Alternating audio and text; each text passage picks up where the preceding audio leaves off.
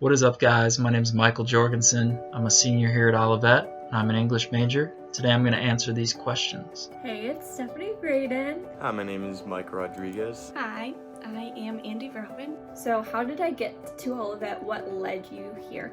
Okay, so... I visited for my dad because he was like, hey, you should check it out. And I said, okay, I'll go. And I went and I was like, dang, I think this is where God wants me. It's also where my bank account wanted me, but that's beside the point. I got to Olivet. I applied to it because my friend was already here and she said to just apply because I was applying to a bunch of different schools. And Olivet gave me the most money, so here I am. So Olivet, I had never heard of until it was my sophomore, junior year. A person at my church said, hey, I know you're looking at colleges.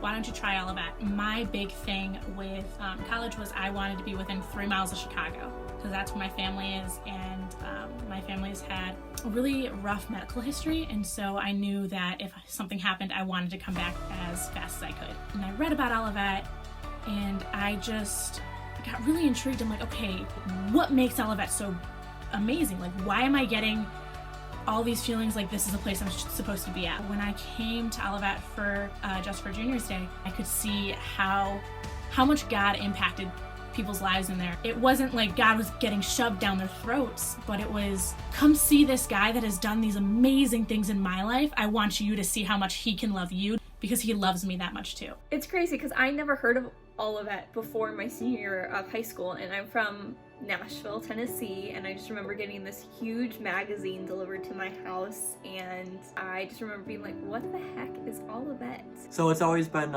close by. I live in Manteno, Illinois, so it's right down the street practically, and I just always knew I wanted to go there, and it worked out ever since. I was applying to a bunch of random schools, and I thought it would just stay in-state. And I don't know, I just felt very led to be at Olivet, which is weird because I was going through a time of where I wasn't very close with God.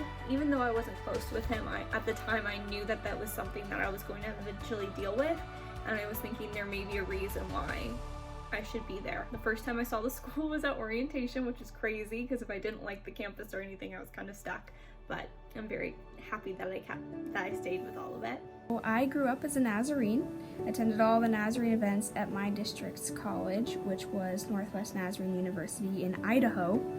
My mom, my aunts and uncles, my cousins, everybody I knew had gone to Northwest Nazarene, but I wanted to go somewhere different, somewhere where I could kind of have a fresh start. So I started looking at colleges that were all more than 24 hours away. I looked at colleges in California, Florida, Virginia. I started hearing about Olivet, looking at their marketing, their financial aid. Kind of came down to the realization that this was the place for me. I went for orientation at Olivet. I had never visited. I had never been on campus before. When I got there, I knew 2 people when I came from my district, but I didn't know anybody else, and I've loved Olivet. It's been an amazing 4 years, and I have so many friends that I will treasure forever. I came to Olivet strictly because they had my major, dietetics. There's not a lot of Christian schools that have that major that weren't ridiculously far from my home, so Olivet was an easy choice. If you knew me freshman year, you probably didn't because I was literally in my dorm studying all the time. That's my most prominent memory freshman year. I'm one of probably the older seniors.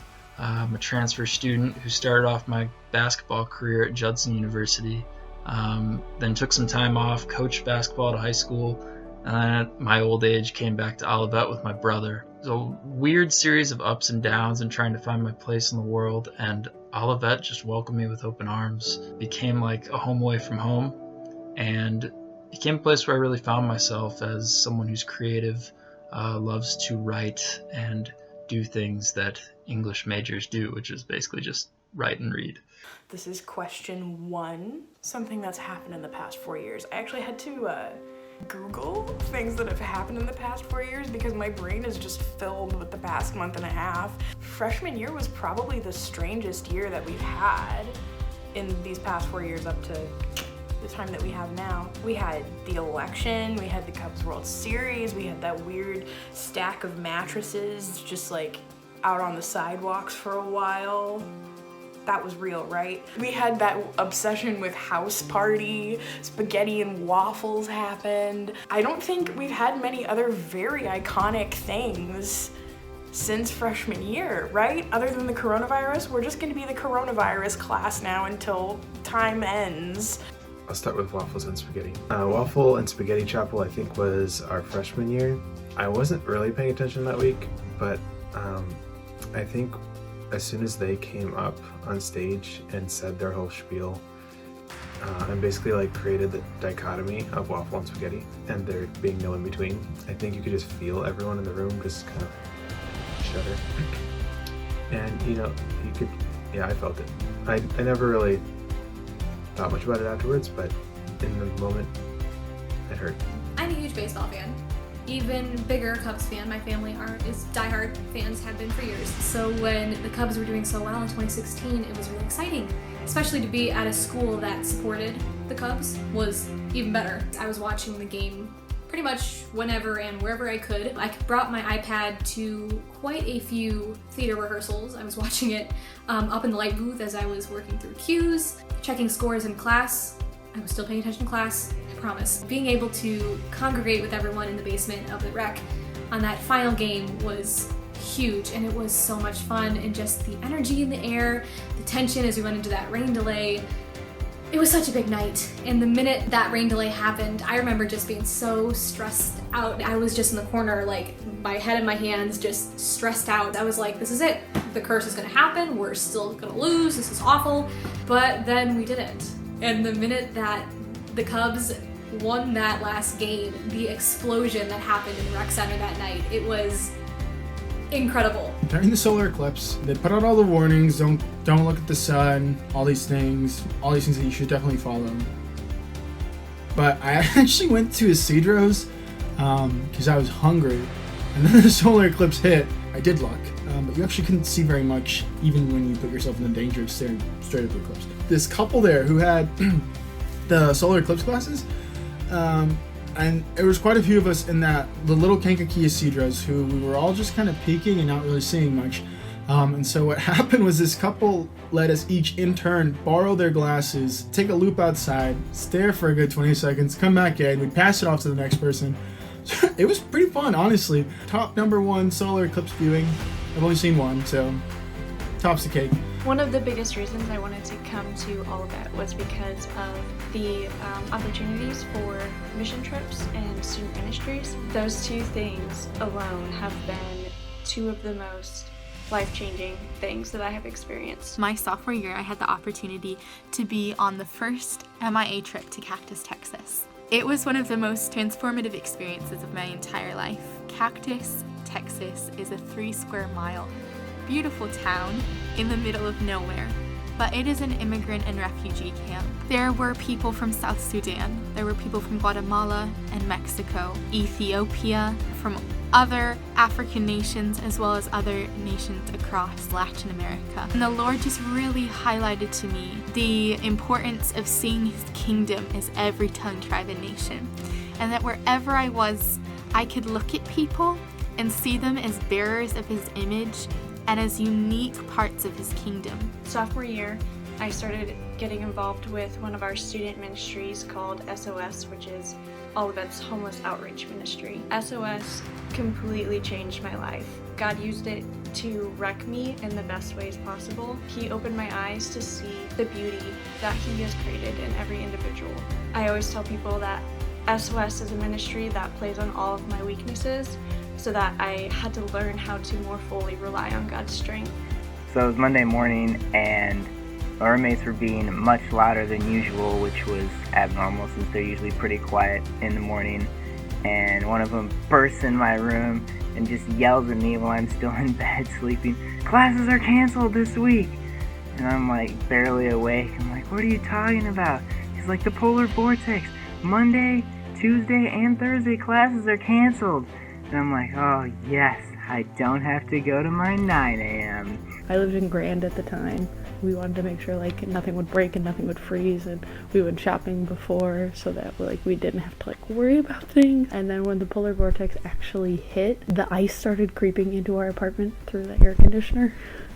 We thought we did something wrong, but like there was just ice coming in through the windows and through the air conditioners, and it wasn't like we did something wrong, it was just that it was that cold. I lived in Grand, at the very end of Grand, so I had a balcony and there were trees near my balcony, so a lot of the campus squirrels would get on it. And I guess they were all very hungry because I woke up one morning and there were like 4 or 5 of them just sitting at the door waiting to be fed. So I fed the campus squirrels throughout the whole polar vortex because they were cold and hungry and cute and I couldn't say no. So I'm pretty sure I'm the one that kept all the squirrels alive during this. Throughout the course of those few days, I think I played a lot more Super Smash Bros. Than I usually did with my roommates. What is my favorite memory of Williams? I think the first thing that I remember is all the girls on my floor, Bill 4 North, we wanted to do the Christmas competition where you decorate your floor and see who could win the competition. So we stayed up all night and all worked together to try to decorate.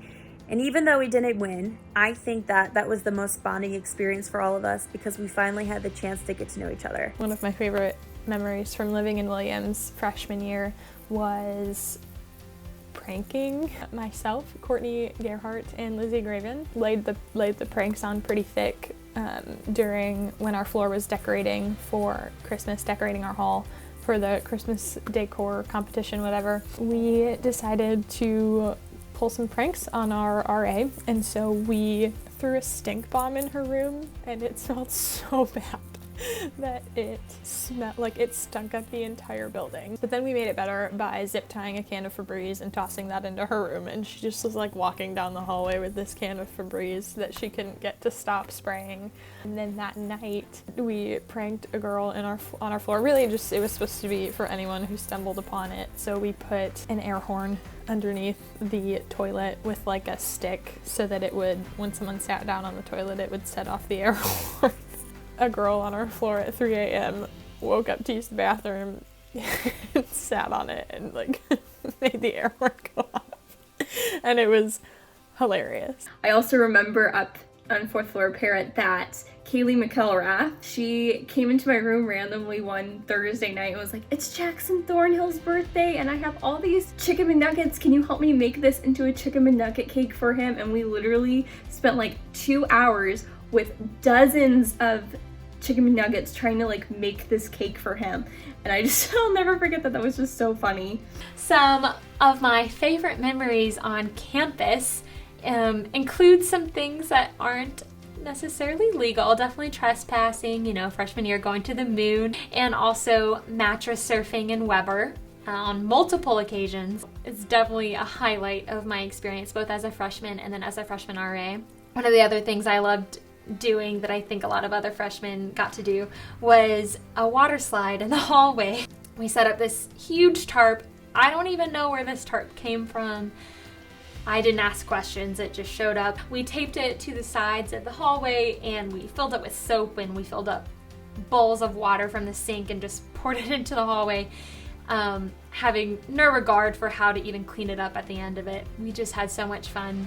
So one of my favorite moments in Ludwig was my freshman year, and our RD of Parrot had put on this, it was called the Scavenger Hunt, which is basically like a campus-wide scavenger hunt for the girls of Parrot. And one of the clues had us go into Ludwig on Mac and Nugs Friday at like noon, so like right in the middle of the rush.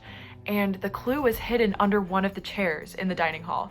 And so we were in there running around like crazy, just all in teams and like just super high on adrenaline and just like asking people to move so we could look under their chairs, and like it was so embarrassing and my team won, so it was all worth it. My favorite thing to participate in was definitely the sports section of Ollie's Follies. I liked playing the sand volleyball and the soccer for the sports, and then also just playing bags with people. Not cornhole, it's called bags. The wacky games, I think, is the coolest thing to attend, since you have all 4 classes all together at once, all cheering on. It's just a bunch of craziness going on, and you're standing shoulder to shoulder with some friends you'll probably have for a lifetime. I just remember senior year thinking how crazy it was that it doesn't feel like that very long ago that I was a freshman watching it for the very first time, and here I am as a senior watching it for the last time. So it was so much fun, but it's also sad to say goodbye to it. Ollie's Follies is definitely going to be one of my favorite memories from Olivet. In senior year, Ollie's Follies, I had the awesome opportunity to work on the props team for our show. One of the big props we worked on was a time machine. We had this awesome door. It was covered in tin foil and a bunch of like LED lights from the Dollar Tree. Just me and my friend Jonathan, we were working on it together, lugging this maybe like 100-pound door across campus. Late at night during a filming time, taking that same door, now fully decorated from Chalfet, at like 10 o'clock at night, about 6 of us carrying that thing to College Church, and then meeting the thing where we're like, how do we get this like 7-foot door into the like 5-foot doorway of College Church? Just the craziness and fun surrounding Ollie's Follies. Ollie's Follies junior year. That was an incredible time for me, let me tell you. It was really developmental for me. It was my first year being on council. I had been to Ollie's Follies, of course, the past 2 years. I just kind of stood in the stands, maybe participated a couple times. It was a lot of fun. But this was the first time where I had to play the role of being the guy up front, a hype man, so to speak. I'm not really a hype person. I have a hard time in front of large crowds, and I'd never know how I'm coming across. So this was a challenge for me, and I didn't really know what to do with it. In my mind, I just had this image of this person who was so good at being the crowd pleaser and being the energizer, and that's what you need during Ollie's Follies. I mean, I was thinking about like Dimitri Morris and Vinny Vanulis and Weston Edwards, and I was like, man, I don't know how to be that guy. Like, that's not who I am. But I decided day of, we were preparing powder for our class to throw, and I was like, you know what? Why can't I be? And I had the girls, one of them, I said, put the makeup stuff on my face, like color in my eyebrows, and throw powder at my face, just make me completely blue. And time comes, the class comes out, and we're preparing for the games. We introduce the freshman class, sophomore class, junior class, and so I just go for it. I just like start running up and down in front of our class, throwing my hands up, screaming and stuff, and it was just this incredible moment where people responded, and I was like, I could put myself out there in such a public fashion. People would be energized by it and excited by it, and it was really exciting for me to see that was something that I could do. That wasn't something that was reserved for people that were more outgoing. I had such fun that year. Did I think I was ever going to transfer? Yes, I did. Actually, towards the end of freshman year, I wasn't sure if Olivet was necessarily for me. I didn't really feel like I was connecting totally with the atmosphere. I didn't know if I had like really deep friendships other people had. I wasn't really like, I guess, feeling the vibe of Olivet at first, but I didn't necessarily want to transfer after just 1 year and totally start over, so I thought about giving it another year and seeing how that went. And I did think I was going to transfer a couple times. I got as far as like Googling other schools and looking at the websites, and that was about it. And what kept me here was the people and the community and the closeness that you feel even if you don't know people. You kind of like, oh, I've seen them around for 2 years, like, and 3 years and 4 years, like, they're friends, they're acquaintances. There were definitely moments when I thought I was going to transfer out of Olivet. The first weekend I was at Olivet my freshman year. It was the night of the Big Chill, and I got a call from my dad saying, hey, I'm going to come pick you up, and it's about an hour and 15-minute drive from my house. I had no idea what was going on, and turns out my mom had got diagnosed with breast cancer, and she'd known for about a week, but she didn't want to really ruin my first weekend of college and ruin my move-in. And instantly I'm like, all right, I'm coming home. I'm gonna come take care of my mom, because that's just how I am. And I was struggling and I was battling because I'm like, I love Olivet and I want to be here, but my family comes first. But my mom was the one who really pushed me, and she's like, no, like, Danny, stay at Olivet. That's where you belong. You're only an hour away, so it's not bad. You can come home when you need to. After my second semester freshman year, I just had a lot of doubts if I had done enough research on what college to go to, or if I had prayed enough about it, and I was honestly really concerned that I had made the wrong choice. And when my friend was transferring to a school in Wisconsin, and she was like, Anna, you should just transfer with me, and I seriously considered it for a hot second. At the time, I guess I just like lazy. That's just seemed like a lot of work to transfer, so I done it. Yeah, I'm grateful that I stayed at Olivet. Throughout the rest of the 4 years that I'm like, this major is not for me. I'm struggling in these classes. They're too hard. That I definitely was like, maybe I just need to switch. Maybe I need to make some vast decision. My friends came alongside me and really showed me, hey, Danielle, like, this is where you need to be. Like, this is where God has planned you to be. And I'm really thankful for that, because if it wasn't for them, like, I wouldn't be here. I wouldn't be graduating right now. But I don't even think I ever thought about transferring, even at the beginning of sophomore year, because I started making so many more connections. My freshman year and my junior year, I wanted to transfer and move closer to home. I am 3 hours away, and so my freshman year, I was very homesick, and my mother had to convince me to stay. She told me to stay for the rest of the year, and that if I wanted to transfer my sophomore year, that I can, which was a great thing for her to say, because I ended up staying. My junior year, I was very stressed, and I didn't think that I could handle everything on my own, so I wanted to move back home because I thought it would relieve some of that stress. But I ended up meeting with a professor, Dr. Richardson. She made such an impact on my life, and we ended up getting coffee and talked for a good hour or two. I ended up crying because I was so stressed with everything going on that I didn't know if I was making the right decision or not. She told me that any decision I made, she supported me, but that she wanted me to stay because she believed that I belonged at Olivet. What kept you here? Yeah, what kept you here? The people.